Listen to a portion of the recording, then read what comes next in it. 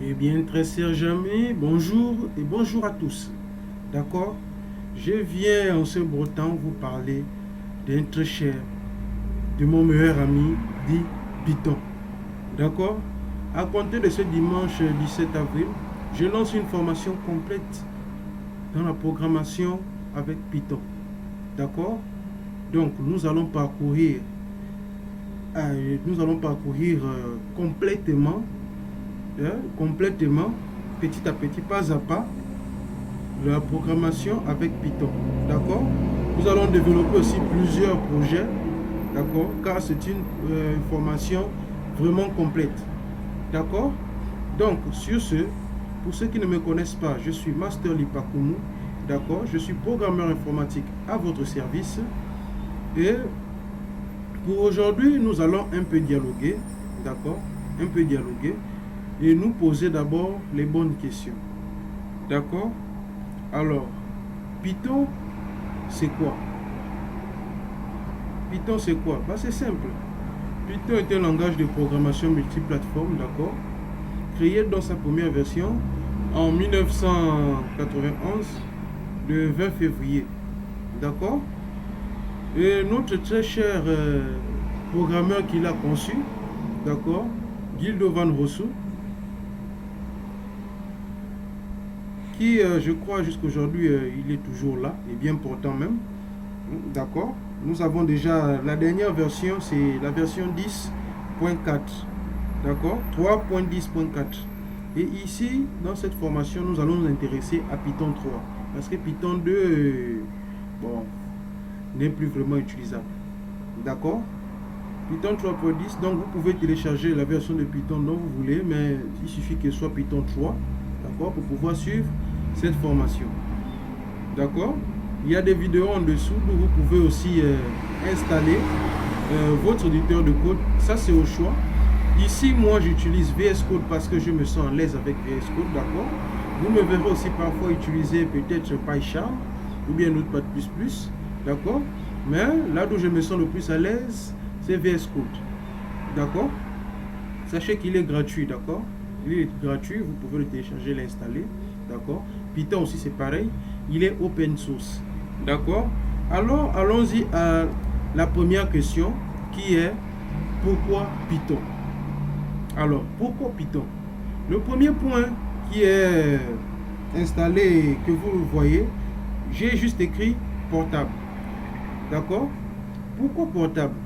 Parce que tout simplement, Python est disponible sur toutes les plateformes. Donc, il est multiplateforme. Que vous utilisez de Unix jusqu'à Windows, donc il est multiplateforme, vous pouvez l'utiliser partout. Le deuxième point, c'est que il est très simple. D'accord? Python a une syntaxe très claire. D'accord? Privilégiant la lisibilité, libérée de celle de C ou de C++. D'accord? Il est très riche. Ça, c'est le troisième point. Python est riche. Il incorpore de nombreuses possibilités de langage tirées de la programmation impérative, d'accord, les structures de contrôle, manipulation de nombres comme les flottants, les complexes, les doubles, les structures complexes comme les tableaux, les dictionnaires, etc. D'accord? Il est tiré des langages cryptés, des langages de script, d'accord, avec accès au système, manipulation de processus, d'élaborance de fichiers, d'expression rationnelle, etc. D'accord? Ce qu'il faut comprendre dans tout ça là, c'est qu'il est aussi tiré de la programmation fonctionnelle. D'accord? Les fonctions sont dites les fonctions de première classe. D'accord? Car elles peuvent être fournies comme argument d'une autre fonction.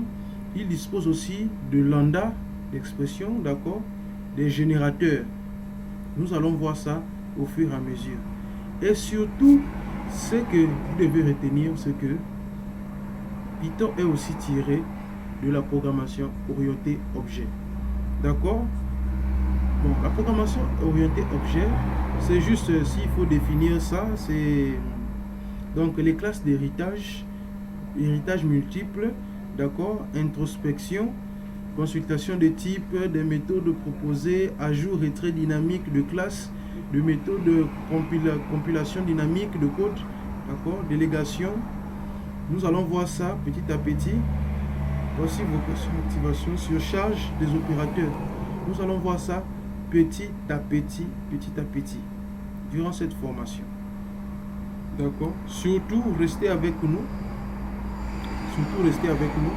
Pour pouvoir avancer, d'accord, dans ce monde incroyable du pythonien. D'accord.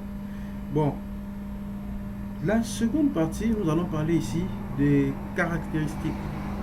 D'accord. Les caractéristiques de Python. Voici pourquoi, vous voyez, c'est pourquoi Python caractéristique. D'accord. Sachez que Python est dynamique. Il n'est pas nécessaire de déclarer le type de variable dans la source, dans le source. D'accord.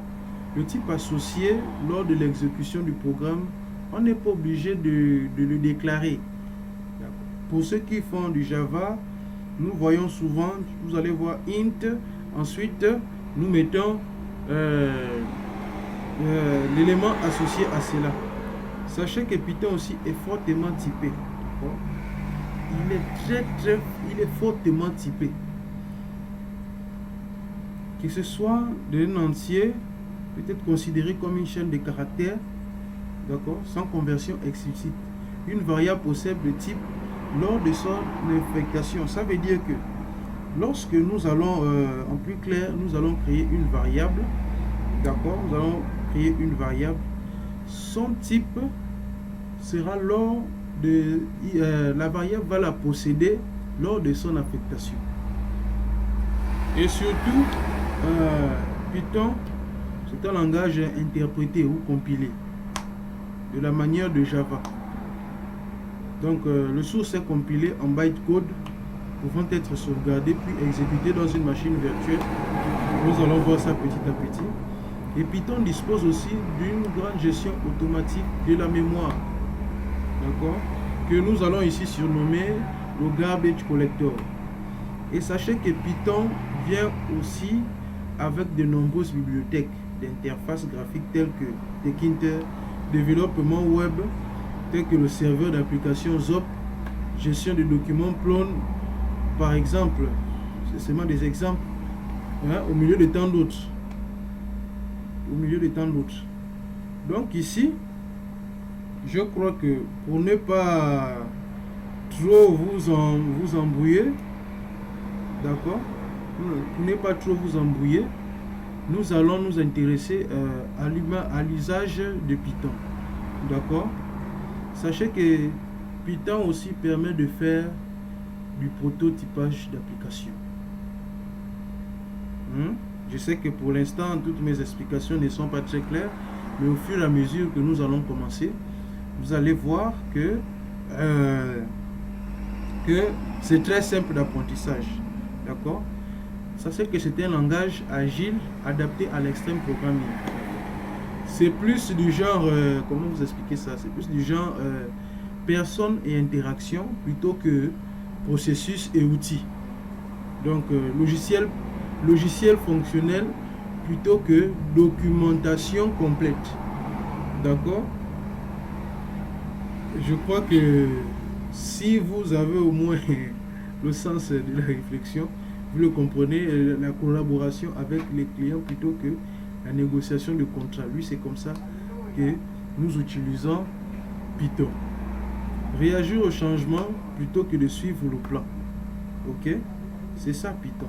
Et il permet de faire de la programmation réseau. Surtout, ne l'oubliez pas, il permet aussi de faire dans le réseau. Python est partout. D'accord? Mais si nous voulons parler dans le cadre du module réseau avancé, d'accord, les éléments combinés que sont, on va dire, la gestion d'expression relationnelle, la programmation socket et l'utilisation de certaines classes d'objets, d'accord, nous permettront de faire efficacement et rapidement des applications réseau conformément à différents protocoles de communication. D'accord? Ça c'est, on va dire, vous aurez tout ça là tout ce que je vous explique là dans un document que j'ai intitulé la Bible, et vous l'aurez en fin de formation, car moi-même je n'ai pas encore terminé de remplir ce document PDF que vous pourrez imprimer, d'accord, si vous le voulez, ou le garder dans votre machine, d'accord. Et sachez aussi, surtout, sachez que la programmation orientée objet, d'accord, la programmation objet ne sera pas obligatoire avec Python, d'accord. De même que, on va dire, l'utilisation des bibliothèques pour résoudre les problèmes de TPS ou bien formellement, bon, nous allons voir ça petit à petit, c'est plus sûr, d'accord. Et sur ce, pour notre premier programme en Python, nous allons juste voir dans cette partie là comment afficher un élément dans la console, parce que nous sommes encore au début, et dans ce début nous devons apprendre d'abord à afficher les éléments au niveau de la console. Donc au niveau de la console, à ce niveau là, ok. Vous avez déjà vu la vidéo comment installer votre éditeur de code, comment installer Python sur votre machine, d'accord. Vous avez déjà fait le test, vous avez lancé votre premier fichier, comme moi ici j'ai mis formation python.py. Ça c'est juste pour vous montrer, vous pouvez mettre le nom que vous voulez, d'accord. Et pour afficher un élément dans la console ici, dans la console en Python, nous allons utiliser la commande. Ça c'est la commande spéciale pour Python, d'accord. Une commande spéciale pour Python que nous allons appeler print. Print, nous allons mettre notre première phrase, dis-moi bonjour, d'accord. Donc Python print, dis-moi bonjour. Et si je lance ici, je lance le programme, vous verrez que à ce niveau là, il va nous lancer ça, dis-moi bonjour, d'accord. Il va nous lancer notre fameux programme. Donc nous allons patienter un peu. Sachez qu'avec Python aussi, vous pouvez tout faire en Python, d'accord. Vous pouvez tout faire en Python, tout comme du web, même bon, du jeu vidéo, je ne vous le conseille pas vraiment, parce que bon, ça c'est moi, hein, je n'ai jamais vu vraiment un grand jeu conçu en Python, d'accord. Mais vous pouvez tout faire, surtout Python est spécialiste dans la data, d'accord. Même si vous voulez faire du hacking, Python sera votre meilleur ami, d'accord. Donc nous allons voir ça au fur et à mesure. Même si vous voulez créer des programmes, on va dire desktop, Python sera votre meilleur ami, Vous voyez ici, print, dis-moi bonjour, et ici, dis-moi bonjour, d'accord. Donc tout comme nous pouvons aussi faire ceci, nous sommes toujours dans le print. Au lieu de mettre le double apostrophe, nous allons mettre un seul, et nous allons dire aussi salutations à vous, d'accord. Là nous lançons notre premier programme, le print, d'accord, qui va nous afficher dans la console ce que nous avons écrit ici, qui est salutations à vous, d'accord. Là nous avons seulement affiché, on va dire, des éléments, d'accord, une suite de lettres dans la console. Ici c'est la console là où nous allons utiliser ces derniers temps avant de pouvoir faire des trucs des interfaces plus poussées, d'accord. Nous allons nous entraîner plus d'abord dans la console. Et j'aimerais aussi attirer votre attention, d'accord, sur ces éléments là, d'accord.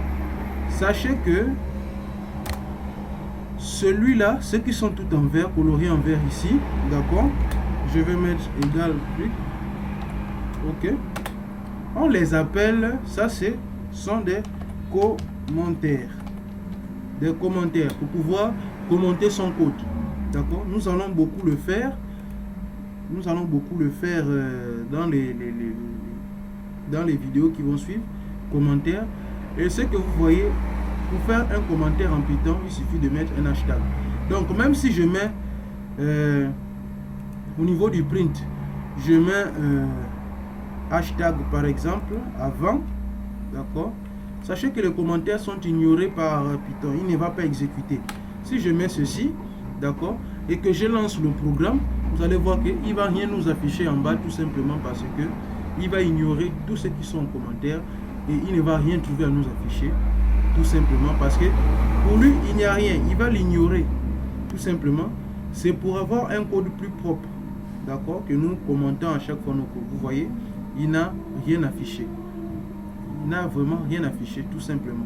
Mais si j'enlève ceci, il va afficher seulement celui-là parce que ça, c'est un commentaire à une ligne. À une ligne. D'accord?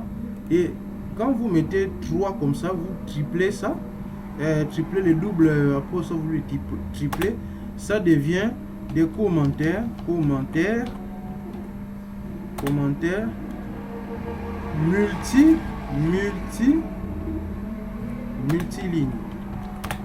multiligne. Donc vous pouvez mettre même 50 paragraphes ici et bien plus, même écrire un livre. Python va l'ignorer parce que tout simplement c'est pour pouvoir séparer, on va dire aérer un peu notre code pour qu'on puisse se retrouver au fur et à mesure. Parce que vous pouvez vous retrouver avec un programme de plus de 5 millions, peut-être 5 millions de lignes. Et à chaque fois, il faut pouvoir commenter pour pouvoir se retrouver un peu. D'accord? Ça, c'est le commentaire multiligne. Ça, c'est le commentaire à une ligne. Donc, lorsqu'il y a le hashtag, commentaire, une ligne. D'accord? Vous écrivez quelque chose et Python va l'ignorer. Tout simplement. Ok? Si vous mettez... vous triplez 1, 2, 3, nous l'apostrophe je crois du 3, n'est-ce pas? Il faut toujours la refermer à la fin, sinon Python va, si vous avez vraiment un long code, il va générer une erreur. D'accord? Il va générer une erreur que nous allons voir au fur et à mesure. Aujourd'hui, nous allons nous arrêter là avec le print. D'accord? Nous allons nous arrêter avec le print parce que le print est notre meilleur ami. Pour l'instant, nous allons voir beaucoup plus. Nous allons pouvoir utiliser le print partout dans notre apprentissage. Nous allons utiliser le print. Sachez que, comme je vous l'ai dit, je ne vous le dirai jamais assez, vous pouvez tout faire avec Python. Tout. D'accord? Vous pouvez tout faire avec Python. Tout. Nous allons voir aussi plusieurs bibliothèques telles que Qt, telles que NumPy, d'accord, SciPy. Ça, c'est quand nous serons vraiment vers la fin de notre apprentissage.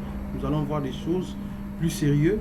Mais ici, d'accord, cette formation est vraiment pour les débutants. D'accord? Là, nous sommes les débutants et surtout, ne jamais brûler les étapes. Si vous voulez vraiment apprendre Python, ne brûlez pas les étapes. Et sur ce, je vous dis à très bientôt.